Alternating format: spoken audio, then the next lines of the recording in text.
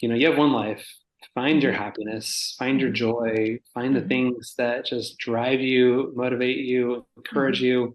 Take time for yourself to just really spend that moment figuring out who you are and what you need.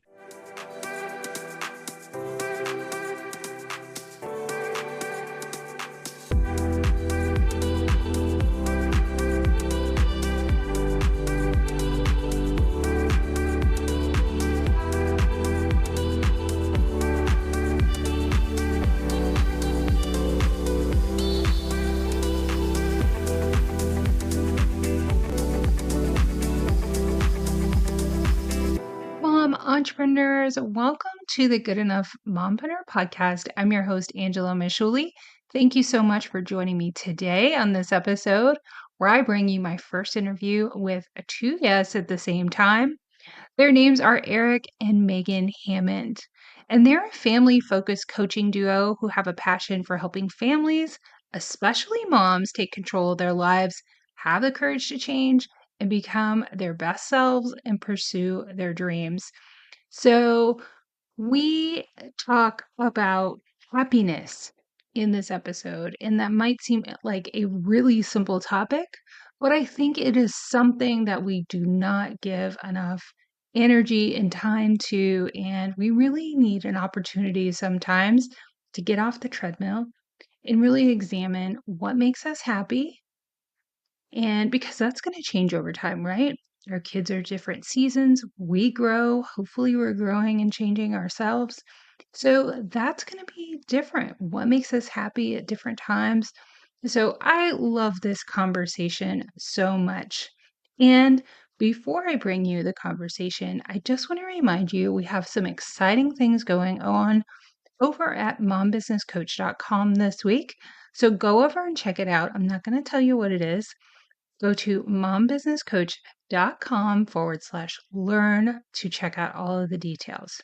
So, why should you stay to the very end of this conversation? If you stay to the end of the conversation, you're going to get a special URL that's going to enable you to download the book that we talk about that Megan and Erik co wrote for free. So you won't have to pay to purchase it on Amazon. You'll be able to download it for free. So, what are some of the things that we talk about? I mentioned happiness, but we talk about some of the habits that really create and cultivate happiness in our lives. We talk about work and life and how we can incorporate happiness into those both. I know that's a crazy idea. We talk about defining success for ourselves and what that means and not what society tells us or our family, our friends tell us what success is, but really defining that for ourselves. We talk about understanding your own individual needs and what that understanding means in your pursuit for more happiness and ultimately more fulfillment. We talk about creating happiness in your business and prioritizing happiness. And then, it's just such an important conversation. Like I said, we need to consistently reevaluate what happiness means to us. And most importantly, I want you to take away from this episode that you deserve to be happy and happiness is possible. And I think we lose sight of that too in our daily lives. So I know you're going to love this interview. And without further ado, here's my conversation with Megan and Erik Hammond. Welcome to the podcast, Megan and Erik. I'm excited to talk to you today, and I can't wait to dive into your new book. So, do you guys want to give our audience a quick introduction about who you are and what you do? Yeah, I'm sure Megan will add something, but I'll jump in and kind of. Um, we've been married for 17 years and just love working together. We've been multiple business partners on lots of different avenues in life, and it's been kind of a fun part of our marriage to kind of get to know each other through that way because most couples come home at the end of the day when they're tired and worn out and see each other and have to build that relationship then. And I feel like we're around each other 24/7 all the times, which obviously has pros and cons. And so it's been fun to kind of interact in a different marriage sort of way and get to know each other that way. And I think over the 17 years, I've realized we definitely both have strengths and weaknesses that we each have, and we play off that in our relationship. Megan's definitely more organized, more goal centric, more kind of tunnel vision, where I'm wide and creative and just want to conquer the world. And so she reins me in, and I help kind of spread the love. So it's really good. But yeah, together we've been all over the place. We've done a bunch of fun stuff together, and with I think what we're going to talk about today with our coaching business, been it's been a challenge for both of us to kind of see other people in our lives going through hard times, especially after COVID, and realizing kind of the big shift in a lot of people's lives that have come, and how to get out of that and kind of recoup their family, their relationships, their work, their relationships with their kids, their spouse, and just kind of bring that together. And as we'll get into today, it's really about finding time for yourself, and taking care of yourself first. And I think Megan will probably speak to that a little bit more, but that's really what brought us here today, is just realizing there's a lot of need for self-love and care in the world today that we're hoping we can shed some light on. Yeah, Megan, you have anything to add to that? It's just knowing that it's okay to take that necessary time for yourself. Like, you hear a lot of like the mom guilt, and even, it could go with dads and, everything, where taking that, 5, 10, an hour, time for yourself is hard for a lot of people. I'd probably say most people. And it's just something that we've had to learn to do, because we are better people when we take that time for ourselves. We're a better couple, we're better parents, we're just, I think better in general when we take that time. And so just helping people realize that it's okay, even if it's 5 minutes a day, take that time for yourself, because the pros outweigh, that guilt that you'll have. And, I might not, get to that today or whatever. Mm-hmm. You'll feel better by taking some time for yourself. So. Yeah. And I think we hear that a lot, but we don't stop and think about it. Self-care is such a buzzword these days. Yeah. And I know recently I saw a statement where somebody said, self-care is not a luxury. And that kind of struck me. And I'm like, that's 100% correct. And we treat it like a luxury. We treat it like, maybe if I get to it, that would be great. So yes, I agree with all of that. And I hope our conversation will help people make it more of a priority by talking about some of the things that you've done. So I love your new book, The Happy Mom Handbook. I love that. Empowering moms to create a life they love inside and outside the home. And I read the title and I was like, that's a really audacious statement, right?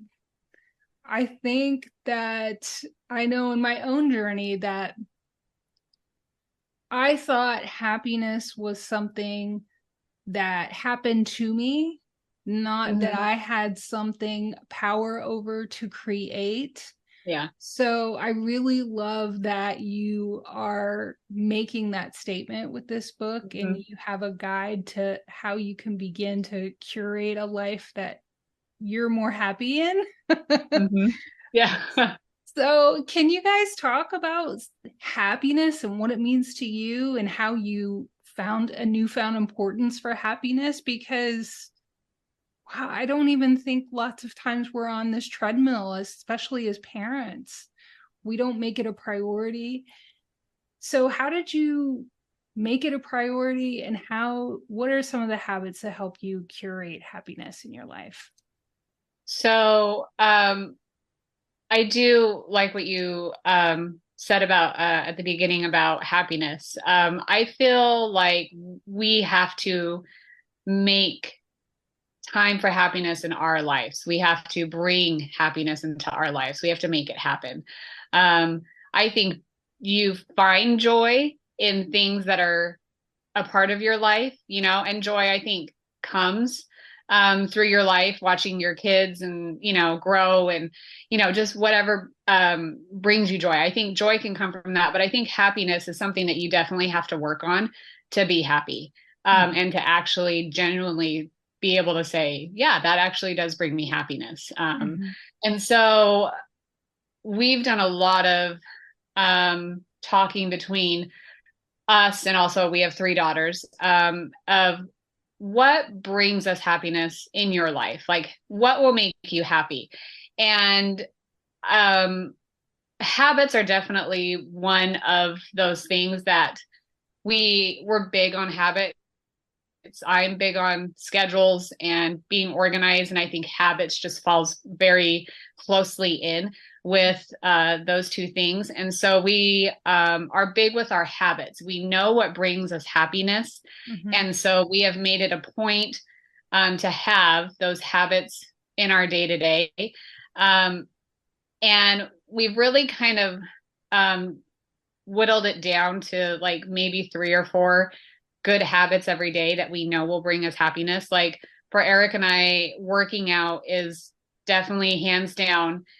If we don't work out, like we can tell the difference. Like my girls know when I don't work out, it's going to be a rough day. And a lot of the times they'll be when it's later on in the day and it's just been a rough day for all of us. And I've had a few times, one of them will be like, did you work out today? And I'll be like, I did not. And we all know why it's a rough day, because I didn't put that time in for myself. And so that is definitely one of the habits that I have to do to be able to have happiness in my, part of my life that day. It helps me, just whatever. And I know that's definitely one of the things for Erik too. And it could just be simple, simple habits too. Like if you don't have time to work out that day or whatever, maybe just going on like 10-minute walk, just getting outside. And just that fresh air. I know it will do it for me, and it will just kind of, bring me that happiness. And so for us, it's like, let's try to find a few habits each day and keep it simple, that we can implement each day that we know will bring us happiness. And another simple one for me, I love to read, but right now in my stage of life, the last thing I really want to do is grab a book and read. And I try really hard because I know it's probably better for me. But at the end of the day, all I want to do is I want to get into bed and just turn on a show that's just for me, that no one talks to me, no one bothers me, and it's just quiet. And it's just, I watch it for 30 minutes and it bounces between, like the Golden Girls and Frasier. And I love them. And I'm just like, what am I in the mood for tonight? And that's a habit. I kind of hate to say that watching a 30-minute show is a habit, but at the end of the day, that's what I need. And it brings me happiness. Like the nights that are just so chaotic that I don't get to it, I'm just like, I'm like really like, oh, I really wanted just that 30 minutes of just doing nothing. And so like that at first seems selfish to me, but I'm like, you know what? I enjoy it. And so like realizing those things, don't make it seem like it's selfish to you. It's something that brings you happiness, and make it a habit, and you'll feel great. Well, I don't think you have to overcomplicate it. It can be simple and it can be free. I think we make it like, oh, I have to go for an hour for a massage or like whatever. No, it doesn't even have to be that. No. Yeah. It could be, like we have our girls, they made their dad, Erik, a Father's Day shirt where it's like a city that and so he puts the shirt on and it's a back. And so then they drive the car on his back, and like, they love to do it. And he'll lay on the ground for 15, 20 minutes. Usually he falls asleep and they're just rolling the cars, all over his back and stuff like that. Like it's just, that brings him happiness, and it's something simple. Like we didn't have to go out. I mean, we'd love to have massages, pedicures like that weekly, but so. Erik, I love your story about how you learned how to prioritize like time in your day when you're working. just to take a walk and things like that. So how did you kind of find prioritizing that time? And actually, I'd love to hear about how you support Megan, because lots of times moms listen to the podcast and they're like, I wish I knew the right thing to say to have my spouse support me. Yeah.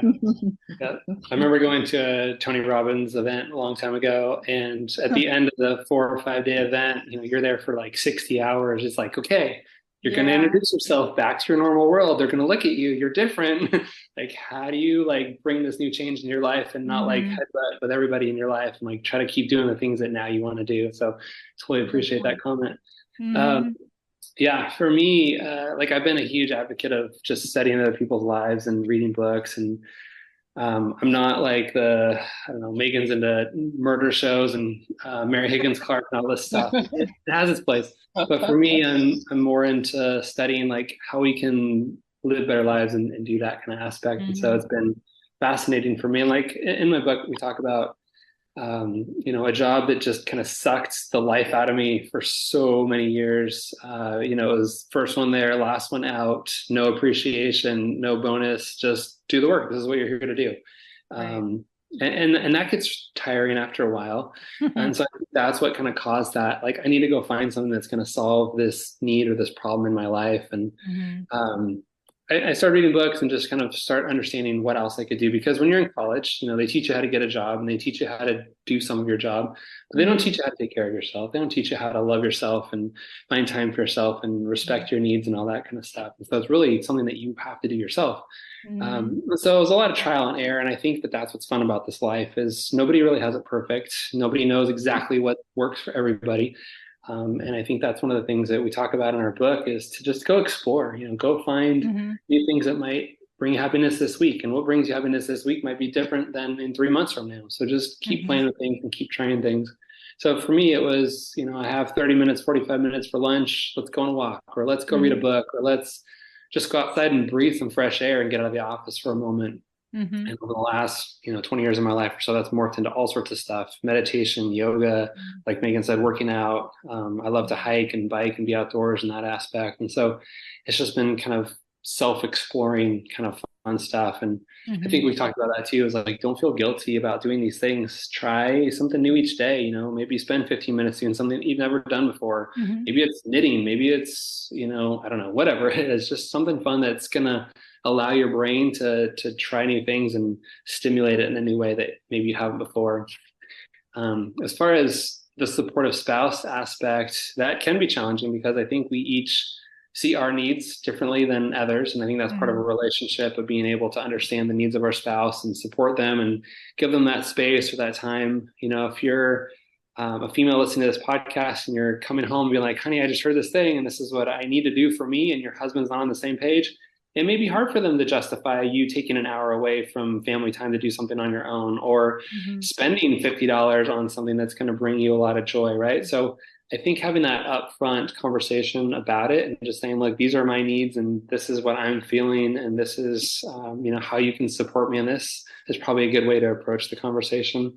I just think, open dialogue is crucial in any relationship. And so if you can come at it that way and just maybe even rewind and listen to the podcast together so that you're on the same page, or say, here's something that I need to do for 30 minutes this week. What's something that you can do in your life, and work on that together. Maybe there's things that you can do together. Like Megan and I, we go get pedicures maybe every other month or so together. And it's fun. I love it. I usually end up with pink toes and it's great. And then in between, my daughters paint them. So that works out. I had a friend about 15 years ago that mentioned the phrase, date your spouse, right? And it's kind of a weird thought, like, well, you date your girlfriend and then you marry your girlfriend and then and that's the end of it. And I think that's how a lot of relationships kind of go downhill. But if you continue that, exploration and getting to know your spouse over time and really finding out what drives them and who they are and what they're passionate about, you can spend time together doing these things on the weekends, maybe just pick a random day of the week to go spend an hour or two together. And doing some of these things that bring you both joy, it'll build that relationship even stronger. Yeah, as somebody who soon will be married 20 years, I agree with all of that. It takes effort, but it's worth it. Definitely. And we have 2 girls, so So you understand. yes, I'm totally getting it. I'm picking up what you're putting down for sure. Get your husband's toes painted. He'll love them. But you know, we're both very lucky in that we have supportive spouses and what we want to do, and put our happiness first. We're very, you know, blessed in that way. But I've heard suggestions too that if you don't have somebody in your life who is on the same page, and sometimes that happens, is just taking some small actions in your life and in them seeing some of the effect on you in a positive way can also be, you know, something really good to start that conversation. Yeah, that's good. But you know, it's audacious in itself to think about happiness and that we deserve happiness and we have power over our happiness. But it's really audacious to say that we can be happy and also work. Because most people think, okay, I'm going to do this 9 to 5. And then when I retire, that's when I'll be happy. Or when I get this salary or the corner office, that's when I'll be happy. So can you talk about how work and happiness can work together and how you can achieve that? Yeah, that's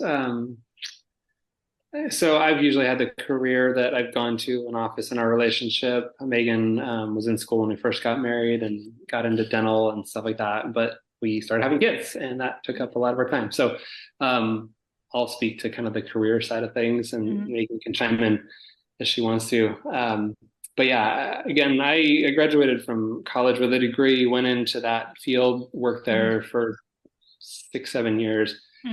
Because of the economy, I was asked to leave and not come back. And that sucked. You know, I think we lost 500 employees within a couple of weeks of the business that I was working in. And that was hard. It took a massive blow to my self-esteem and confidence and like rebounding from that. And there were some other things that I wanted to explore in life back then, and some other passions and hobbies that I was interested in, but I was kind of too afraid to go out on my own and do my own thing, and worried, you know, how would we support ourselves? What if we fail? What if this isn't enough? We were living in the Bay Area at the time, which was super expensive, so money was always tight. You know, with Megan's support back then, it was like, look, let's explore these things. Like, this is a good opportunity for us. Let's, you know, you've been talking about this for years. Let's kind of see where this leads to. And that's when we got into working together. We got into real estate and flipping houses and property management and becoming real estate agents together. And it was a fun avenue. And so I did enjoy working for somebody else, 8 to 5-ish. Had a couple hours into there. At times, right? And I think when you're young and you're trying to figure out what you want to do, everything is a shiny object and everything seems more exciting. I like Gary Vee a lot. And he talks about patience and just really figuring out like what you're excited about and trying a whole bunch of different things. I came from parents who had the same job for 40 years. My dad was asked to leave at 74 years old because they bought out the company from him and he did something else. And that just doesn't happen anymore. People don't stay in their jobs for 40 years, right? They bounce around, they do different things. And that's what's beautiful. You don't have to be stuck in that same career doing something. Just because you're good at it doesn't mean that you're going to be happy at it. And so I think that's a big aspect of it, is find the things in your career or your job or your employment that bring you happiness. And if that 8 to 5 part isn't filling it for you, the rest of the day is still there, right? Like when you get home from work, come home, have dinner, kiss your kids, and do that side thing till 10 or 11 at night.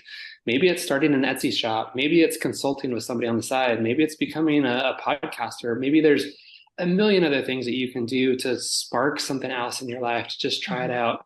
And I think that's what I was on the fence is I thought it's all in or nothing. And it's not true. There's so many hours of the day. It's maybe a hobby at first and becomes something bigger. Maybe it becomes a passion that you can later quit your job and do it full time. But I just realized like life is so short. Take advantage of every minute that you have and really find what piques your interest in your life. I love that you mentioned that it's all or nothing, because I hear that myth a lot. Like, oh, I'm not really an entrepreneur, or I really can't do this unless I have an entire day. Or, you know, moms in particular have built nap time empires. Yeah. I mean, Exactly. it's absolutely possible, your intentions, but I don't know if you found this, but when I had to step away from my career and I kind of was life circumstances pushed me in a different way to start my businesses, what really held me back was my identity was what I did. And that identity crisis was horrible. Like I just literally didn't even know who I was without doing the thing that I'd always done. Yeah. So I don't know, Megan, do you how have you guys, where you're building this, coaching business where you work together, and how is it to do something that doesn't feel like work, or you're passionate about it, that overtakes any like sense of like, oh, this is really hard?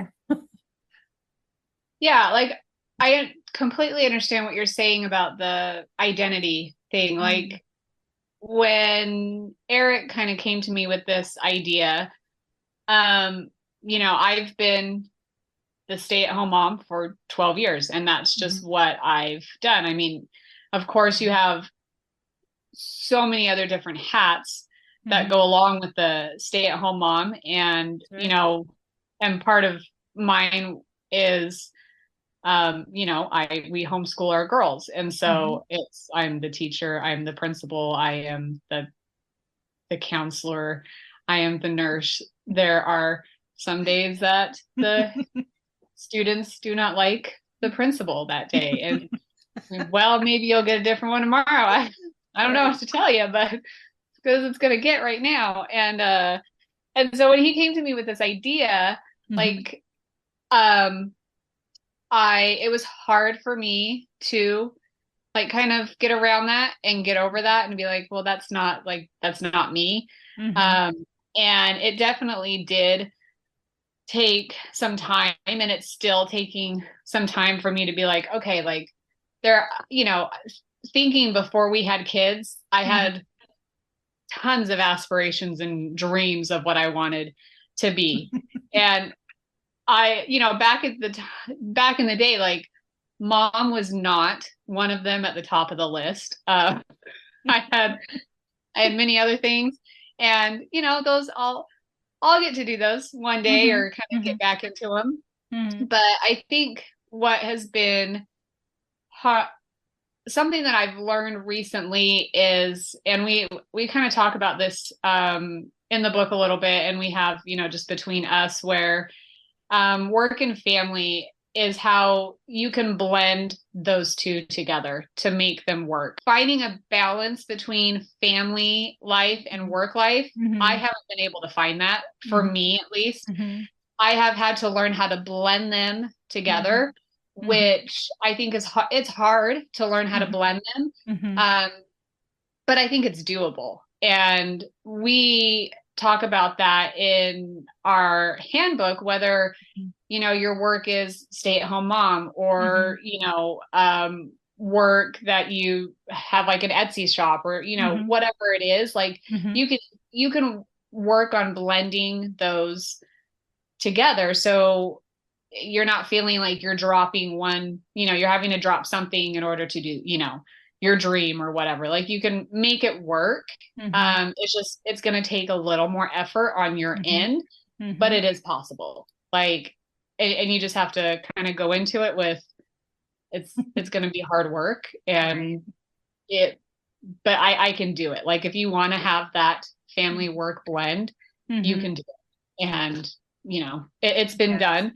It's going to take some time and some Absolutely trying. So everything in business, podcasting, anything you try new, it's really difficult at first, but at some point your brain kind of, maybe if you're lucky, figure out a system that works for you, and it starts feeling less overwhelming. It feels really difficult at the beginning, but it is absolutely possible. And I think if we start to think of ourselves as multi-talented, multifaceted people, instead of just a mom or just a dad or just whatever you don't use the word just, because there are so many transferable skills from parenting to whatever it is I'm sure that anyone wants to do. So I love to highlight that, because the teaching you're doing for your children, you're having to incorporate social skills, you're having to incorporate the ability to teach on multiple levels to multiple different types of people and multiple subjects. And and we just do not give ourselves credit for that at all. And I'm talking to myself because, I did it for the longest time. I just look back now and go, what the no. Yes. Yeah, exactly. For sure. And, I think too, what is so important about work and happiness is we kind of, I don't know if it's like this old mentality where work is here and family is here. And especially for working moms, I mean, I had a wonderful guest who wrote a book about how she used her PR career to raise her kids and talents from that to raise her kids. And she's like, as working moms, like, how would we ever think we have a separation? Like, we it's all together. So we might as well use those skills in raising our families and developing our careers. So yeah, they talk about that a lot too nowadays, with just technology. The old job was when you left at 5, everything stayed at the office and you had your moment at home. But once they gave you one of these things, that ended, right? And now you're at their hook 24/7. And I think that's a big part, that you have to just have those boundaries, right? Maybe that's one of the habits that you work in your life is like, look, I'm putting it on airplane mode for the next hour, and I'm not looking at it, and I'm not going to do anything about it. It's family time, or it's me time, or it's I just need this moment for a second. But yeah, you have to have those boundaries for sure. Yes. And I'm not going to sell this idea that it's easy, because it's not. And I bet you guys wouldn't either. It takes a lot of effort and work. But I think this whole conversation is about being more mindful and purposeful about, the outcomes that you want to have in your life and taking responsibility for that. Yeah. So, yeah. Yeah. And so what is it that you all have, so much a part of our work is this idea of we're trying to reach this goal, whether it's money or a certain job title or whatnot. So I think when we transition to this idea of something we can do and work on something that we love and makes us feel fulfilled, and we have to change our concept of success, right? So talk about how you've kind of redefined success and what success means for you, and maybe some ideas on how someone who wants to go down that entrepreneurial journey can work to define success. I was going to say success for me is just like, we made it through the day. Everyone was happy, fed, school got done. It's just little success things like that for me. And that's a good, successful day for me, because that's, I'm knee deep in that. And, and then, later on in the day, after the kids are in bed or whatnot, then we, Erik and I will get together and do this stuff here. But he can talk more about the entrepreneurial success. I thought you were just talking about success in life and feeling like you've reached your goal. I think a lot of people have a dollar amount, right? They want to be a millionaire. They want to have so many zeros in their bank account. But why, right? Like, the money sitting in a bank account isn't going to bring you happiness. It's probably the things that you're going to do with that money or potentially use it for. Often the term is, you can't buy happiness, but you can use it to bring a lot of happiness to your life and others, which is great. I went to a seminar once and they were talking about, this guy wanted to become like 100 millionaire. And it was like, okay, well, what are you going to do with $100 million? Like, well, I'm going to buy a plane and I'm going to buy all these houses and I'm going to buy all these cars and do all this stuff. And he's like, and then what? He's like, I don't know. I'll drive them and fly places. He's like, well, then what? He's like, getting to the point, like, you're going to have all this stuff and you're still going to want, you're still not going to feel fulfilled. Mm-hmm. And it is hard when you don't have money to say like money doesn't matter, because Right. it does. Like, it's the way that we live our lives. You have to have it, right? You need money to Mm-hmm. eat, you need money to live, to pay the bills, all that kind of stuff. So once that's Mm-hmm. kind of out of the way, like, what else brings you happiness in this life? And I Mm-hmm. think for us, we talk about that in some of our classes. It's really creating a vision for where you want your life to be and what you're trying to accomplish. One of the exercises I like to work with our students on is creating a vision board.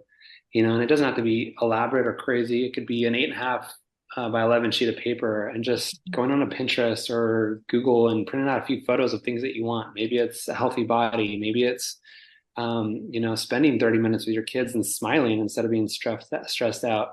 Maybe it's having a job that you love to go to. Maybe it's a happy marriage. Maybe it's a clean home. Maybe Mm-hmm. it's, um, I don't know, just simple things that you can start striving towards. And I think Mm-hmm.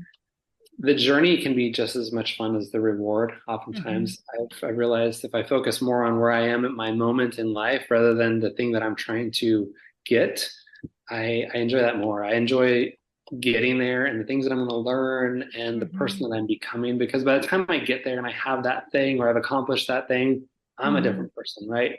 Mm-hmm. I've gone through hurdles and milestones and trials and tribulations to get to that thing.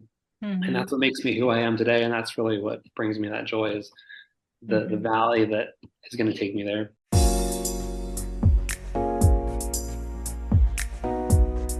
Hey, Mom business owners, I wanted to take a minute to introduce you to our new sponsor, Tiffany Co. Design Studio, owned by a fellow mom entrepreneur. And did you want to save 6 hours of time on your business this week? I know I sure would like to. And the answer is social media and business resource templates.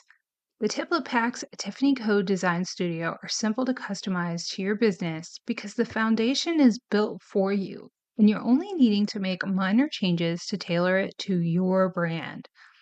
This takes only minutes of your time, making content creation a breeze. Find an array of templates that match your business by visiting tiffanycodesignstudio.com or using my link in the show notes, and use code GoodEnoughMom to get 20% off any template pack.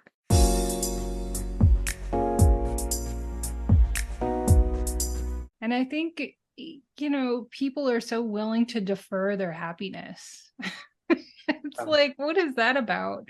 I don't Yeah. understand why we found ourselves in this place where we're okay with that. But we should fully embrace what makes us happy, and as long as it's not hurting anybody else. But also too, I love you included a quote that really demonstrated in your book how we get success backwards. I don't remember exactly, but it's like, once we find what makes us happy, that's when we'll start getting into a flow state in our life, and then we'll begin to see more success, whatever that is to you. Yeah. Um, Yep. That's good.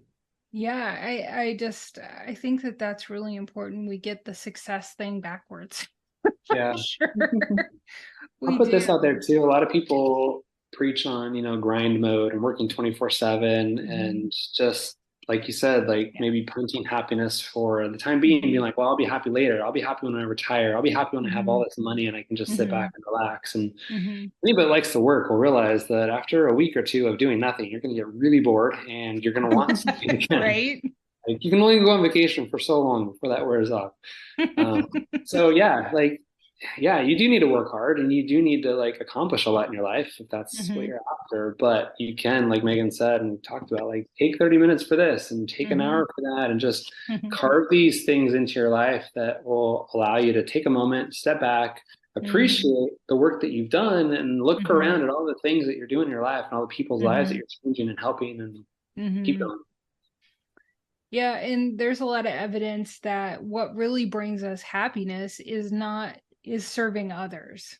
That if you need more happiness in your life, the sure way to find it is to help others, and then that lifts us up. Mhm. That's that's the secondary effect of it. Yeah. I loved in your book the prompts that you have to help people answer some questions that's going to help start to lead them in the direction to find more happiness and find more of like what's going to help them be more fulfilled. So what are some of the things that you really want readers to take away from your book? I feel like I'm doing all the talking, Megan. Do you want to? Yeah. So this book it's a handbook, really. And we kind of, we didn't want it to be like a read to where you had to read like from the front to the back cover to really get the full thing. But it is kind of like, hey, if you're having like making habits or setting a schedule, like go to this section of the book and that's where you can find it. Because a lot of people, like me including, I just to sit down and just read a book from cover to cover, like right now, it's just not in me to do it. I'd rather be like, oh, I want to help with this. Like, oh, I thought about doing this. Like, let's go and read that section of it. And so that's kind of what we're hoping people will, I guess, enjoy. One of the things that they'll enjoy about it is that it's definitely a handbook to where it's just easier to, to read through it, read bits and pieces here and there when you might need to have help in those certain areas. And there's, over the past 20 years, Erik has done a lot of coaching seminars, reading on his own, a lot of self-help stuff, Tony Robbins and Gary Vee and that Garrett, what's his last name? I don't remember.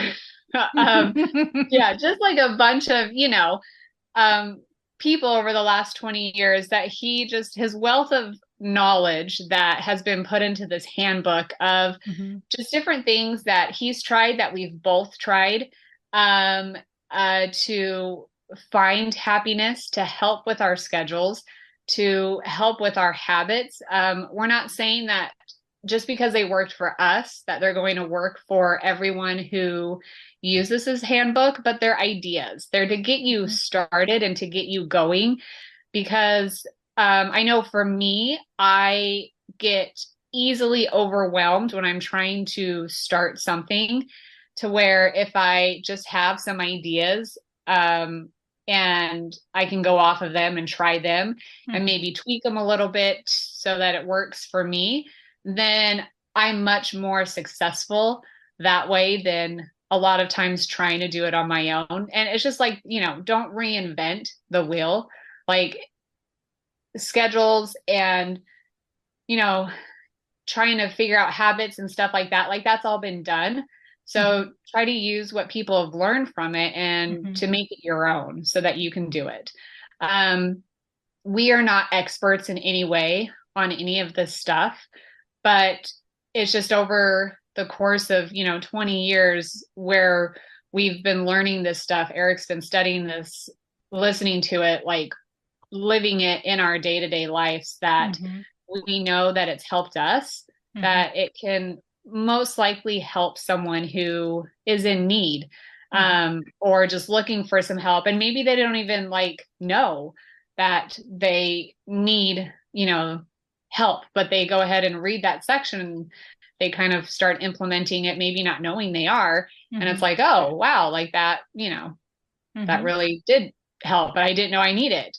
So yeah, we're not perfect. We don't know how to do everything, but like, we're here to be your cheerleaders in a way. Like, hey, like you can do it. Like it's hard. It's going to be hard.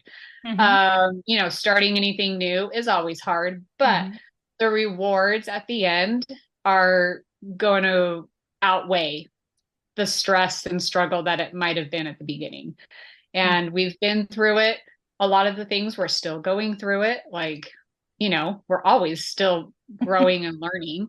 And so that's just, we've talked about like a second chapter or part 2 handbook of just like new things that have come up and that we're, working on, and just, I think they're just a lot of little tips and tricks and just, it's a handbook to help you find that happiness and to get you closer to, bringing that happiness into your life.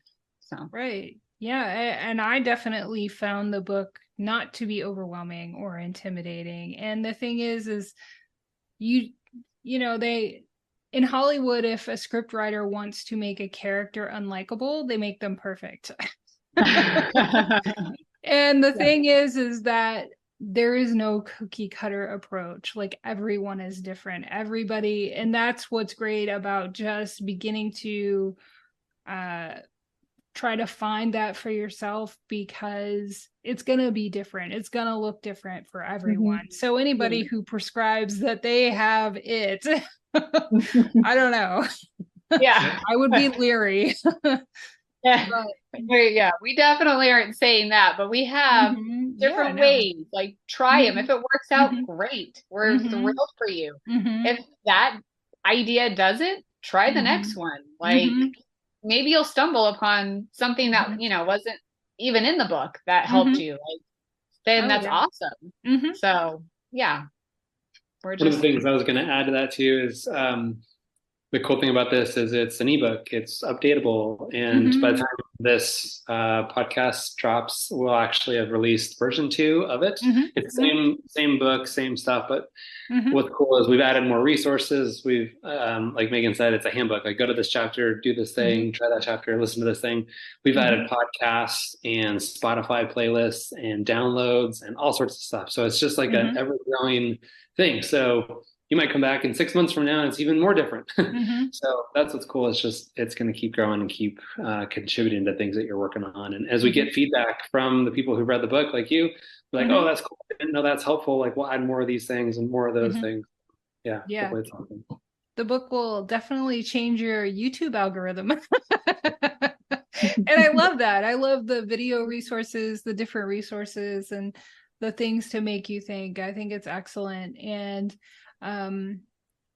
that's the beauty of being parents too. You always have kids that are at different ages and help you realize different things. You're always having to adapt. And I think that that's what makes parents so good at being entrepreneurs, because we're always having to figure it out on the fly anyway. Yeah.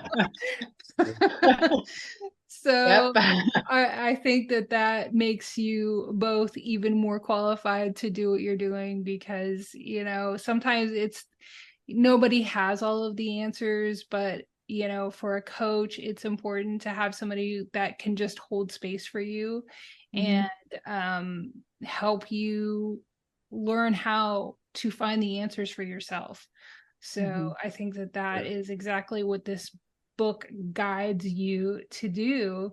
It's been a great conversation. I always say that I can't believe, it's already been, almost an hour conversation. But what is it, if anything, you would want listeners to take away from this episode? Yeah, I think that's a big part of it, is just knowing that we're not perfect. You're not perfect. You'll never be perfect. It's okay. just keep trying. I think one of the cool things about this book too is that, like, we don't know everything, but if you compile all the stuff on the internet, there's a lot of great stuff out there. And I've spent so many hours searching for stuff, or how do I do this, or how do I do that? AI is making that way easier, which is awesome that technology is coming out. But that's what we wanted this book to be, is kind of a curation of helpful stuff, right? Like, hey, maybe I want to get into yoga this week. Here's some cool yoga stuff. If I want to try meditating, here's the best things that we found for you. So you don't have to go search for it and spend your 1 hour that you have that day to go do it. Like, here it is. And so I think the thing that we're excited to share in this episode and in this book, and just kind of in general, is that you have one life. Find your happiness, find your joy, find the things that just drive you, motivate you, encourage you. Take time for yourself, to just really spend that moment figuring out who you are and what you need, and then figuring out how to do that with your family, so that you guys can all be on that same page, because you're probably going to be with them for a while, and they probably can be your best support and best advocate, and hopefully they can be there to rally you on as well as Mhm. us and encourage you and help you to do the thing that you've been called to do in this life. Mhm. Yeah. Have anything to add, Megan? Yeah, No. I think he summed it up Right. perfectly. So Right. And I imagine that, like myself, you all have seen a positive effect on your lives and your family from having gone through this personal development journey to find your happiness and to find what you love to do. Um, I think, not only that, but just you deserve to be happy. People don't Mhm. even think that and realize it. So I love that your conversation highlights that. So where can listeners connect with you and join your community and get your book and all that good stuff? Yeah, we're all over social media, got Facebook groups, all that kind of stuff. But the easiest place is to just go get the book. Mm-hmm. If you want to go pay money for it, give it to Amazon, buy it on there, but don't do that. We're giving it away for free because that's what we want to do for your listeners, just to say thanks for listening Mm-hmm. to us for an hour and being here. So it's a free book. You don't have to pay anything. It's just an ebook download. If you want the hard copy, it's obviously there so you can have it and hold it and highlight it and all that kind of stuff. But Mm-hmm. if you just go to happymomhandbook.com, it's there and you can find us everywhere from there. Mm-hmm. Yeah. I love it. Thank you for joining. Thank you for your time. Thank you for, this podcast is my therapy. It's one of the things that make me happy. So I appreciate, sharing ideas and talking with like-minded folks. And I'm sure that this episode is going to help others. So thank Perfect. you. Thanks well, again thank for you for having us. having us. Yes, we Yes, appreciate it. It's been fun. absolutely. Thank you so much to Megan and Eric for having this conversation. So, all of us could just learn from your experience and your book. To get a free downloadable copy of Megan and Eric's book, The Happy Mom Handbook, go to happymomhandbook.com and I'll leave a link in the show notes as well. So that's a wrap on another fantastic episode of the Good Enough Mompreneur Podcast. Remember, you're juggling more hats than a magician at a hat shop, and you can do it. Whether you're a master of multitasking or a rookie in the mompreneur game, just know that every step forward is a victory dance waiting to happen. So go on, conquer the world one sippy cup and spreadsheet at a time. Stay fabulous, keep chasing those dreams, and never forget you're not just good enough, you're absolutely amazing. Thanks for tuning in, and until next time, keep entrepreneuring like the rock star that you are. Talk to you next time. Bye.